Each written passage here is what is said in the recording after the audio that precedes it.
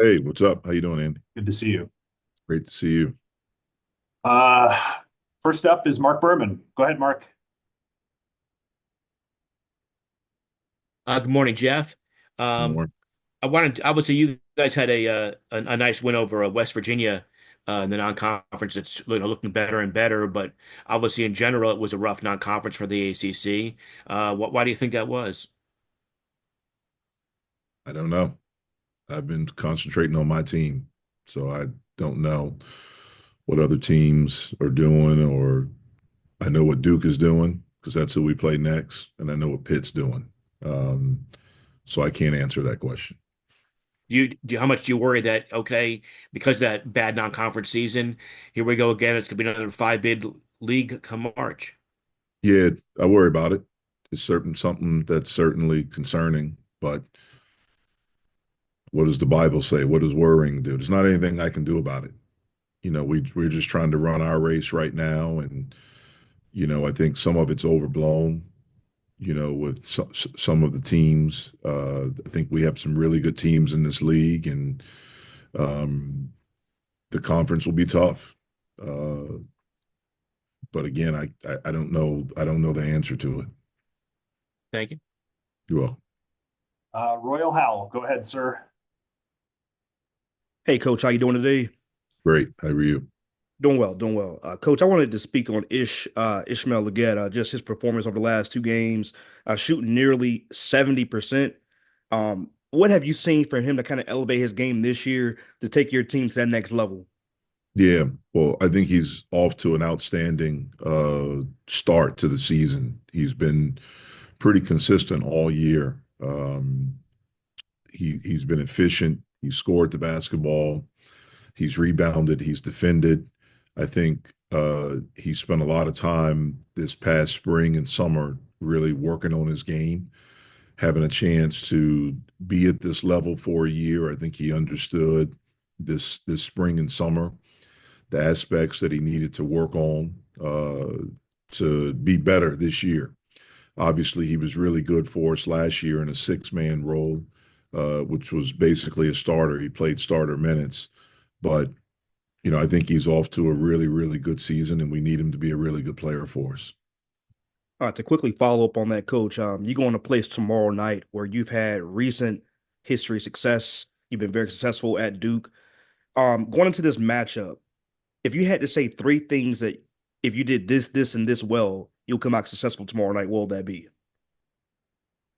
Uh, we've got to be good in transition defense. They are dynamic in transition, and they do it from missed shots and from turnovers.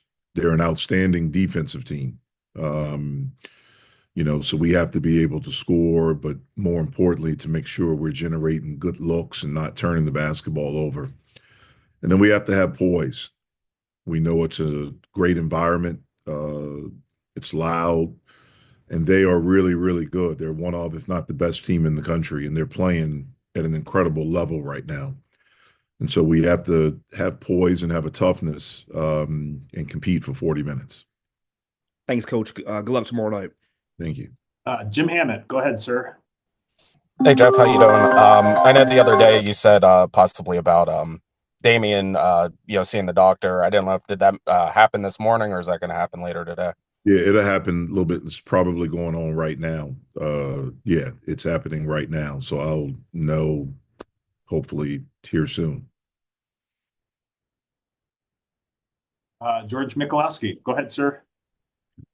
Jeff, when you look at Cooper Flagg, what are the keys to slowing him down, if that's possible? Yeah, I don't know if it's possible, just because he's so dynamic in a lot of different areas.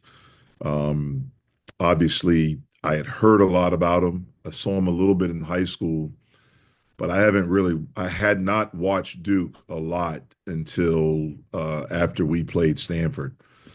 So I hadn't really seen him a lot this year. I've watched him a lot since Saturday evening, and just super impressed, man, with how he plays. He's so competitive. He has a competitive toughness, a competitive urgency. Um, he's a great rebounder. He can score. I think the thing I've probably been most impressed with is his passing. He can really pass, and he has such a good feel as a basketball player on both ends. I think he's elite defensively, elite offensively. You just got to try to match his competitive spirit and try to make things tough for him, and hopefully he misses some. Thanks. Dominic Campbell, go ahead. You're on mute, Dominique. Coach, we talked to Zach and Jalen before the Cal and Stanford games, and they talked about wanting to be more of a completely play a more complete game, especially in the first half. You guys struggled a little bit against Cal and Stanford in those first halves. Is there a common denominator between those two games in terms of your slow starts, or is it more of a game by game basis? Yeah, I don't know why, we have in both games, in the last two games. I can tell you we can't afford to tomorrow, because if we do, we'll get blown out of the building pretty quickly. So we have to get off to a really good start and be ready to go. And I hope that we will. But I wish I could tell you and know the reason. I can make an excuse and say, okay, for the Cal game, we hadn't played since the 21st. I could say against Stanford, their matchup zone slowed us down and had us thinking too much. But you guys up here in the Pittsburgh area, no, I don't like to make excuses. So we just didn't do it, and we can't afford to do it going forward. Go to Chris Carter. Go ahead, Chris. Hey, Jeff, good morning. Sorry if this sounds bad. We're on the road here. You guys have had some really good stretches in some games defensively as far as being accountable, taking away what other teams do really well. What have you honed in on when you're looking at the tape that when you guys are at your best, that you do very well on defense? We're flying around. We're playing with urgency, and everyone is connected. And like I've told them and shown them, it's not always right. Like the rotations may not be right, the way we close out may not be right, but we're doing it so hard that it makes up for maybe some of the technique. And so the main thing when we're at our best defensively, and like you said, we've done it for stretches, is we're flying around, five guys as one, just kind of flying around out there. And we have to be more consistent with that. David Teal, go ahead. Jeff, you mentioned preparing to defend against a versatile big in Flagg. What was Reynaud like the other day in trying to encounter with him?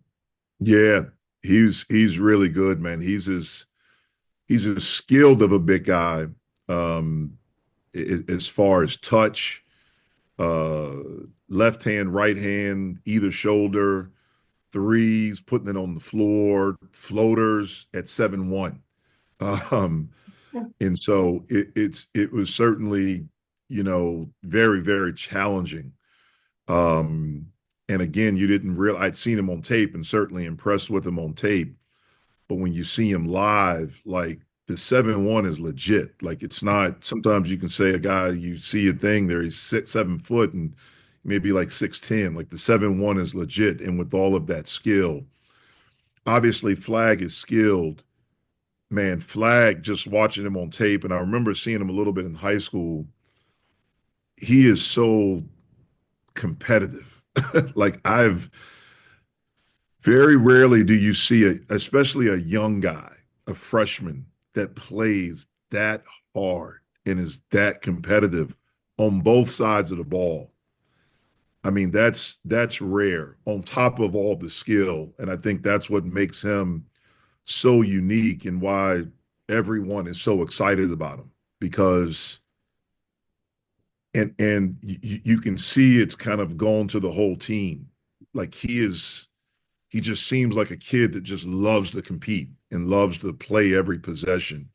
And when you have a guy like that, especially if he's your best player, then you have a chance, man, to have something really special. And seems like they have a very special team. And he reclassified too. Which is nuts. A lot of times when you have some guys reclassify, it's kind of messes with them a little bit. they had a guy there, Marvin Bagley, that did it, who was obviously super talented. But I don't know if I've seen a kid. For me, I coached a kid like that, Blake Griffin, that was just so competitive, and it's really awesome to see on tape. I don't know how awesome it's going to be able to see tomorrow night, but watching it on tape, man, it's as a fan of basketball, you love to see that. I'll get one final question from Jerry DePaula. Well, thank you very much, Jeff. During your time at Duke and your time at Pitt, Duke always seems to have freshmen who don't play like freshmen. Is it not? It can't be more than it has to be more than just that they're great players. Is there any way that the coaching staff and they approach these freshmen that make them so great so early? Well, I do think some of it is talent.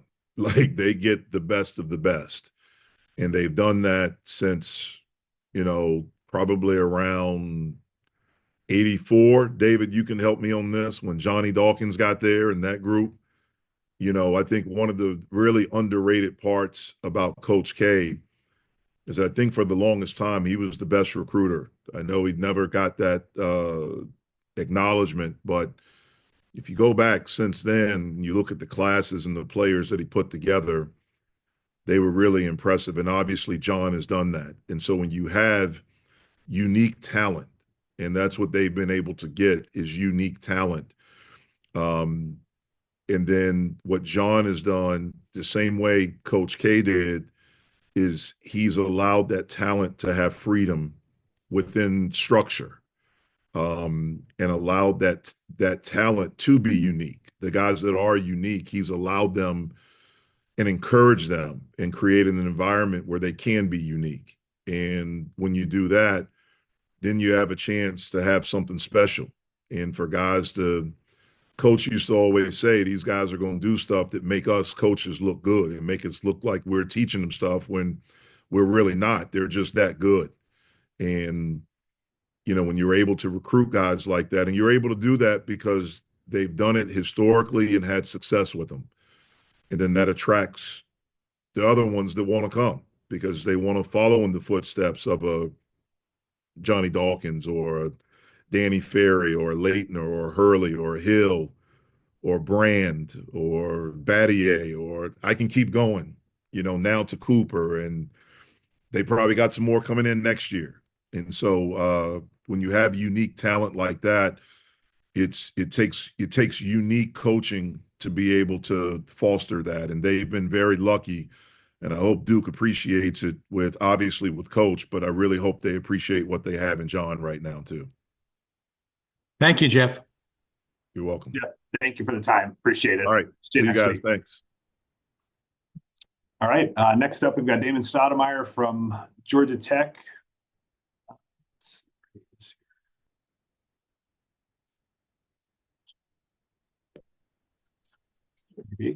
What's going on? Hey, good morning. Good morning.